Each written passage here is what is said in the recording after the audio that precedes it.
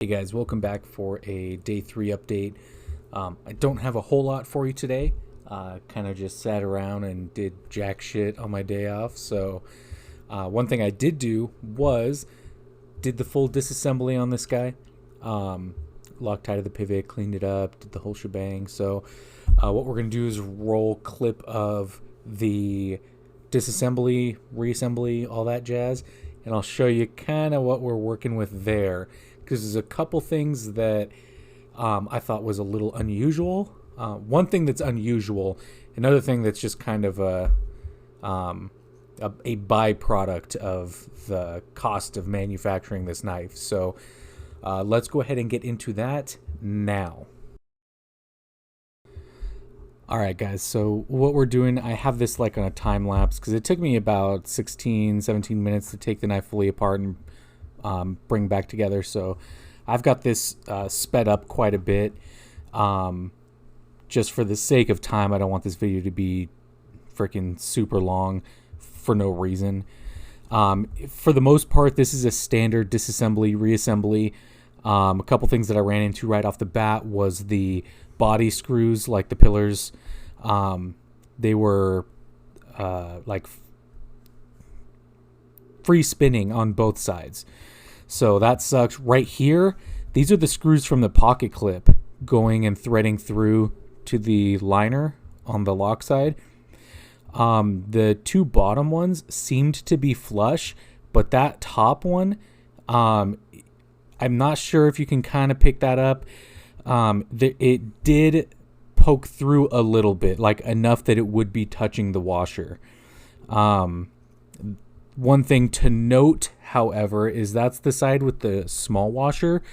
Maybe that's the reason they did the small washer on the lock side. I don't know, but yeah, so there's that. I'm having to use my little Gerber dime to hold the not back spacer, like the barrel spacers in place while I reattach the freaking body screws, because it's a huge pain. Basically just really normal stuff here, just relubing, putting the whole thing together. Right here, I almost put the pivot back on and realized, oh snap, I have to freaking Loctite that. So I started doing the body screws first.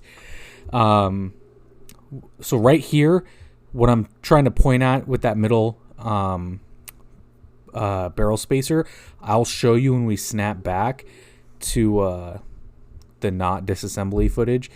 It's just it doesn't line up properly, like when they're either machining the part or whatever. You'll see what I'm talking about here in a second, because we're pretty much at the end here. I'm just applying the Loctite to the pivot. For those of you that don't know or who have never done it before, you do not need a lot of Loctite. So if you put too much on, it's going to gunk up the pivot in a lot of ways.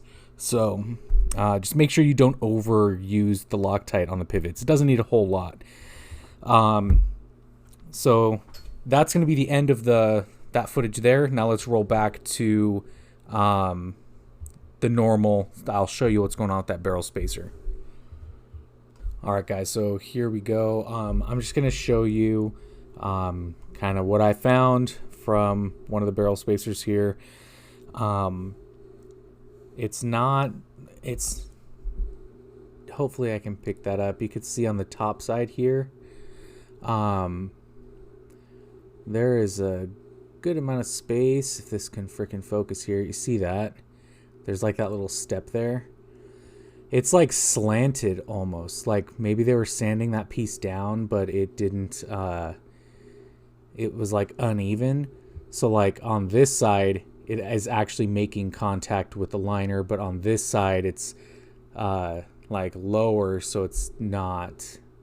You can see the little bit of space there. I mean, you could tell the hardware is not good quality at all. One thing that I also noticed, which made this kind of a bitch too, I mentioned, and I mean, I didn't know for sure, of course, because I just had taken it down today, but pivot had no Loctite on it whatsoever. The both of the body screws or I guess all 4 of them, both sets, had like the white Loctite on it, which that in combination with the free spinning, it was just not super pleasant to deal with. That's not just a knock on this. There's a lot of knives that do that, and I'm just simply not a fan of it. The knives where they have like a set piece, like a D slot that they sit in on each side of the liner, that is ideal, because then you don't need to do this double, like, balance it and do that type of stuff. What else there? I want to say there was something else, but it must not be important enough for me to remember. Yeah, like I said, otherwise a disassembly was pretty, standard. It was norm. Also, I put Loctite in the pivot, so I got to let it sit. That is kind of killing me tonight. So, again, for those of you that don't know, when you apply fresh Loctite to the pivot, you want to let it sit to, I don't know if cure is the right word, but you want it to set. So you're not going to want to flip the knife. You're going to want it to just stay in the exact position that you set it, so that it doesn't, so when you're tweaking it and you find that perfect sweet spot, it's going to stay there. If you mess with it too much, you run the risk of the pivot loosening up or whatever before it sets, and then it's not going to be as good as it was, when you initially had dialed it in. So that's the biggest thing for me right now, is I want to go flip a knife.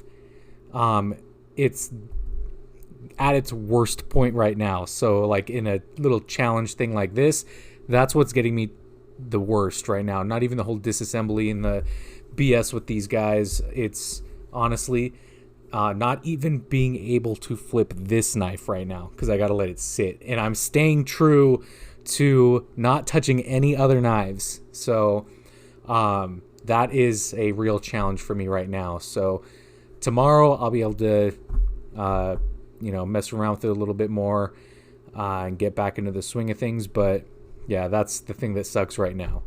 So thank you guys for joining me on day 3's update. Subscribe if you're new. I know there's a lot of viewers out there that are watching that are not subscribed. Please, if you like the video, subscribe. If not, let me know ways that I can improve. And keep your eyes out for the next update tomorrow. So thank you guys a bunch. I will see you guys tomorrow. Bye.